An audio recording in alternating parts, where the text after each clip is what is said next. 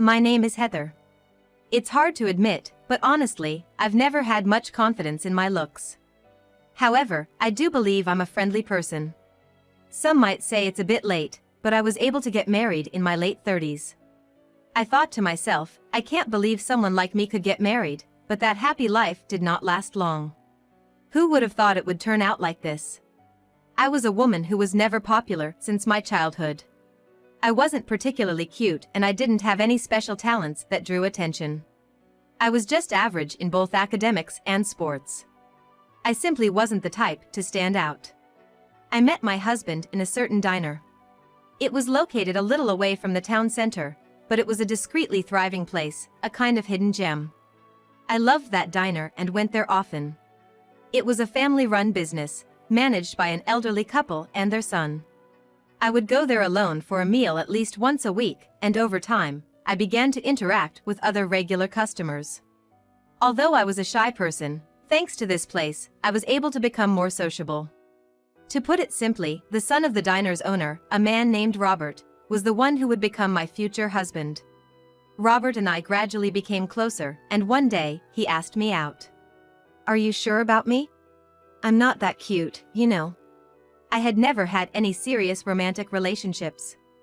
I can't say I never had any men in my life, but when my friends talked about love, I felt left out.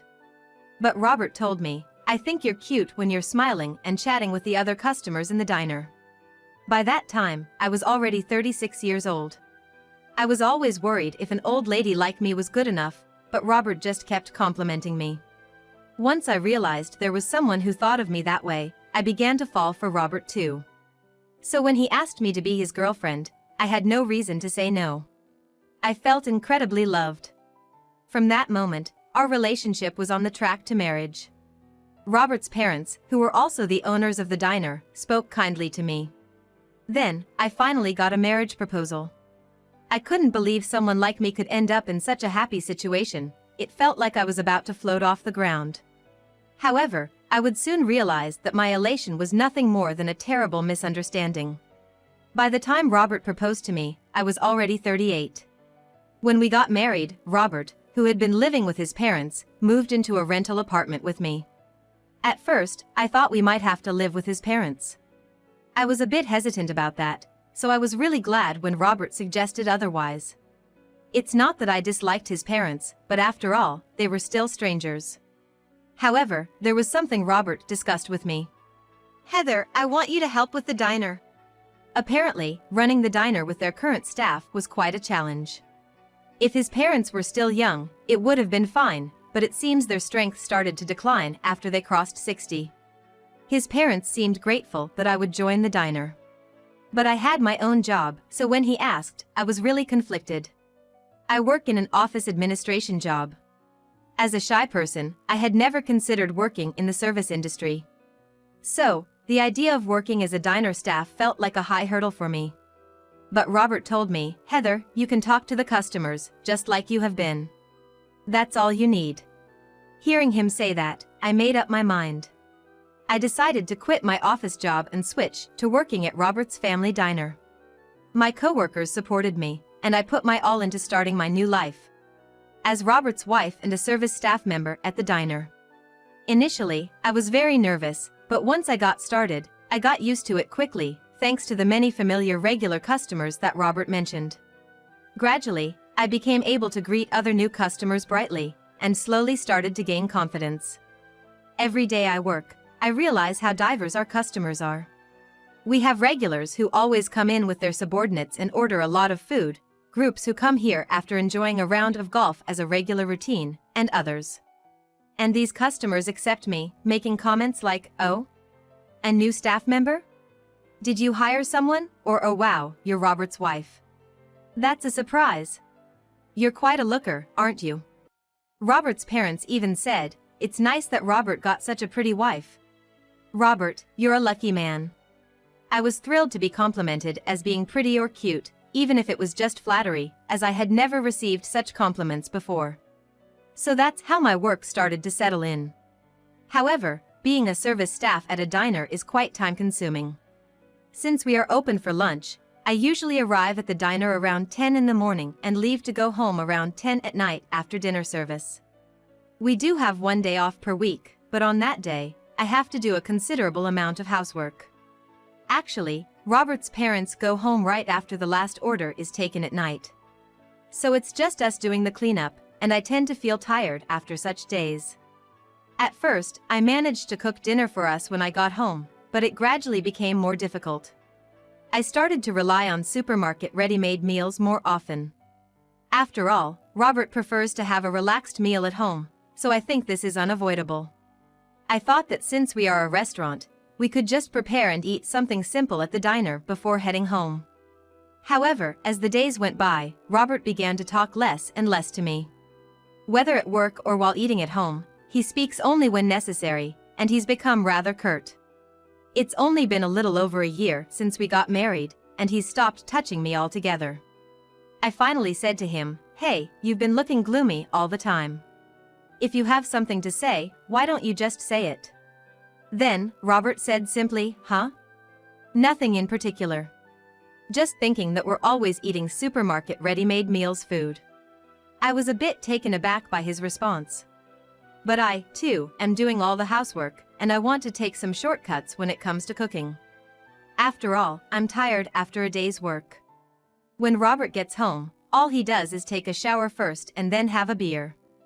I was honestly irritated by his comment, but I didn't want to make a big deal out of it, so I suggested, "Well, why don't we use the diner's ingredients and take them home to cook?" But for some reason, Robert became disgruntled. "What? That means I'd end up cooking, since I'm in charge of the kitchen."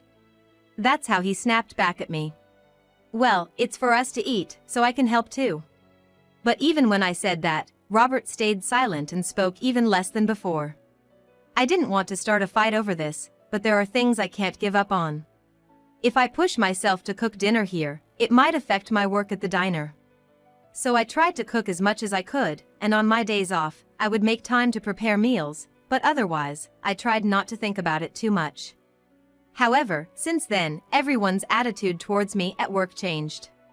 When taking orders, Robert's parents and John, who used to cheerfully say thank you, now only respond with a listless okay. Also, when customers came to consult about the dishes, my in-laws and husband started to turn them down, which they never did before. Since I'm the one who has to tell the customers, it seems like Robert's parents and John don't care about the customers at all. "That's gonna take too much time. What's that person thinking, with other customers waiting? Heather, you should know better. Use your head." They even started shouting insults at me. I, who was taken aback, could only apologize. Yet, when it comes to things that customers tell my mother-in-law, my husband is all too eager to jump on it. Furthermore, when there are no customers around, Robert's mother suddenly started speaking to me from a position of superiority. "You're a wife now, you have to do proper wife things. You seem to be slacking." I didn't even have time to sleep back in my day. I guess she heard from Robert that I'm not cooking homemade meals for him. But it's not like I'm slacking off. "Excuse me, but I'm working as hard as I can, and it's not like I'm slacking off," I retorted, hoping my mother-in-law would understand. But she wouldn't have any of it. Instead, she would spitefully retort, "You're quite capable of arguing back, aren't you?" I feel sorry for Robert. Then my father-in-law stepped in and told me, "Robert is the heir to this shop, so you need to take care of him properly." I was on the verge of tears hearing that. Was I really deserving of such treatment? I kept questioning myself. Was I in the wrong? I'd rather believe it's them who are in the wrong. I'm starting to detest working in this restaurant. Despite the fact that many of our wonderful customers treat me well. Thinking about them, I don't want to quit. "Heather, you're doing great today. You're also pretty, so I couldn't help but come again." I never imagined there would be so many people saying such kind things to me in my life. But each time a customer spoke nicely to me, my mother-in-law would say to me, "Don't get carried away. There's no way someone like you could be called pretty." She had grown comfortable uttering such cutting remarks. Under such circumstances, the kind words of the customers became my only solace. Every day is a struggle over whether I should quit or somehow carve out a path for myself. One thing is certain, I no longer have any love for Robert. To put it bluntly, we're just living together like a couple in name only, and I've come to think of my in-laws as nothing less than devils. I've started to realize that the good first impressions everyone gave were nothing but deceptions. How long will this go on? As I spent each day contemplating this, the answer was led by Robert himself. As time passed, Robert suddenly started coming home late. While he used to come home with me in silence after cleaning up, recently, he's been letting me go home first, and he comes home about an hour later. Curious as to what he was up to, I asked him after a few days of this pattern. "Hey, you've been coming home late lately, what's up?" To which Robert replied, without looking at me, "It's nothing. I'm just eating dinner at my parents' place." And then went straight to take a bath. Upon hearing this unexpected answer, I felt a wave of emotion stronger than sadness or loneliness. It was anger and indignation. So, he preferred meals that someone else put effort into? I was filled with an unbearable feeling. I was sure that Robert no longer had any love for me. At the same time, I made a decision to quit the restaurant. It seemed that to Robert and his family, having someone to add to the numbers was more important than who the person was. They just wanted someone to continue the family business. In that case, it didn't have to be me, did it? But I guess because I'm a clumsy woman when it comes to love, it was easy for Robert to approach me. Thinking about it that way, there's no reason for us to be together. And so, I decided to act. The next day, I worked at the restaurant and as usual, I was scolded. But for me, it was just a matter of enduring until the opportunity arose. They likely didn't realize that I was just biding my time. But that opportunity came quickly. While I was casually chatting with an important customer as usual, I was called by my mother-in-law from the back. "You, always loafing around. Are you just getting carried away? You really need to realize how ugly you are," she said with an exasperated look. But I immediately responded, "But the customers like me. I was even told that they'd be in trouble if I quit." Upon my cheerful reply, my mother-in-law angrily retorted even more. "Huh? What are you saying? We don't care if you quit at any moment. We think you're just in the way, can't you see that? If you can quit, then do so. We're just employing you out of kindness." She spoke so confidently. Perhaps my mother-in-law doesn't think I will quit so easily. After all, if I quit, I would lose my income and finding a new job at my age would be difficult. And perhaps she thinks that I won't quit because I feel bad for my husband. Of course, that's what I was thinking. So I said to my mother-in-law, "Understood, I'm sorry." I spoke too much and immediately got back to work. That made the most of my first opportunity. In the end, I kept working at the store as usual and my mother-in-law probably became confident that I couldn't quit. And before I knew it, I turned 40. On my birthday, I worked as usual, went home before my husband, and he came home after eating dinner at his parents' house. There wasn't a single word of birthday congratulations. Normally, you'd want to say something to a husband who doesn't even offer words of celebration on your birthday. But it's fine, it's okay. All I have to do now is wait for the time to come. But then Robert said something that completely trumped my thoughts. On my very own birthday, he announced out of the blue, "I'm going to move back in with my parents." After all, I just love my mom's cooking. I was taken aback, to say the least. Robert seemed to have no qualms about it whatsoever. But I quickly regained my composure and calmly replied, "Oh, is that so? I understand." From the next day on, Robert really didn't come home. I won't lie, I was surprised, but I reassessed the situation and thought, it was just a matter of time, and proceeded with my plan. I went to the restaurant as usual, talked with the customers as usual, and was berated by Robert and my mother-in-law as usual. Everything was the same. Except for these last 2 days. On the third day of living apart, I had a person constantly calling my phone. It was Robert. "Hey! What are you doing? Where are you?" Of course, he would be surprised. I hadn't shown up at the restaurant even an hour after my usual starting time. "Where am I?" I'm at my parents' house. I had something to talk about with them, I answered honestly. Robert was furious. What are you talking about? Hurry up and come here. We're past the opening time. It was clear he was panicking. But I just said one thing. Huh? But your mom told me I could quit any time. I thought I'd agreed to that. With that, Robert seemed utterly thrown into confusion. I may have broken some rules, but it's true I was told I could quit any time. If I've broken the rules, so has my mother-in-law. But the real torment for Robert and the others was yet to come. When I stopped going to the restaurant, they must have thought they'd be super busy and short-handed. But it was quite the opposite. The customers suddenly stopped coming. The regulars who always came to the restaurant didn't show up at all that day. The place was much quieter than usual. They must have found this strange as it was quiet during both lunch and dinner. Nobody came, not even the daily regulars. Something must have felt off. Robert seems to have called one of the regulars to check. The customer then said, "Just by me not showing up for one day, you get the feeling something's off, huh? I really underestimated you. Not just you, but the restaurant as well. Even though you had such a wonderful wife, how could you treat her that way?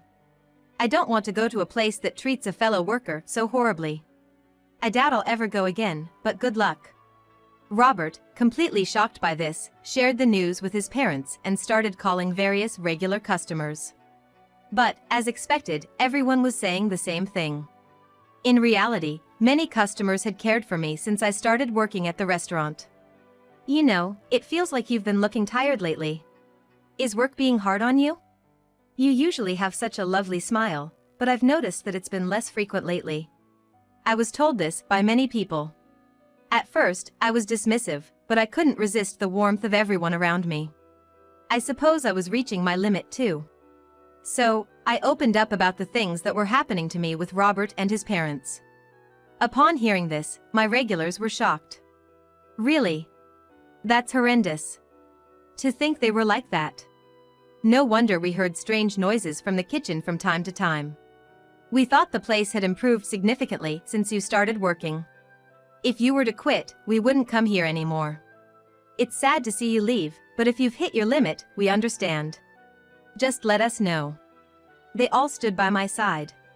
I couldn't stop crying. After receiving Robert's announcement of separation, I decided to quit. I wanted to say goodbye to my dear customers and to uphold my promise. I told them I was leaving. Everyone, from the regulars to those who spent a lot of money or brought many others with them. I just told my story honestly, and indeed, they stopped coming to the restaurant. This was certainly a heavy blow to the business. But it just goes to show how badly Robert and his parents treated me. The customers made that judgment. Only Robert and his parents failed to realize it. The next day, and the day after, Robert kept calling me. The number of customers had dwindled, and if this continued, the restaurant might need to close. I ignored his calls at first. After a week, I reluctantly picked up because I had something to say. "Please! I really am sorry. I want you to come back. I don't mind if you want to eat takeout from the supermarket, and if you're tired, you can take more days off." He was clearly begging me. However, I had no intention of returning to Robert. But I had one matter to settle, so I went to the restaurant during the midday break. His parents were there too, begging me to come back. "Heather, you can come back. You see, we're old." Robert also said, "You've come back. That's great." I did not return. "I just came to give you this. Take care," I said, handing him the business card of my divorce lawyer. "Hey, wait! Divorce? What do you mean?" Robert's panic was as if he had seen something beyond this world. But I didn't have the emotional energy to answer his question properly. "That's what I mean. If you refuse to accept it, you can prepare a lawyer or whatever is necessary." With that, I left the restaurant. I don't know if he heard my last words, but the divorce went through quickly, and I was thankfully freed from the oppressive control of Robert and his parents. Since then, all the talk about Robert's restaurant has been nothing but bad rumors. In fact, after a few months, the rumors themselves disappeared. There were whispers of unpaid bills to suppliers and landlords. People who spotted Robert and his parents said they looked gaunt as if they had eaten something bad. Well, they never bothered to understand my feelings. In return, I guess people no longer wanted to understand them. On the other hand, I started living in a new apartment. I became single again at this age, but I have the ability to communicate with a variety of people, so I should be fine. For now, I'm full of optimism and ready to enjoy my new life.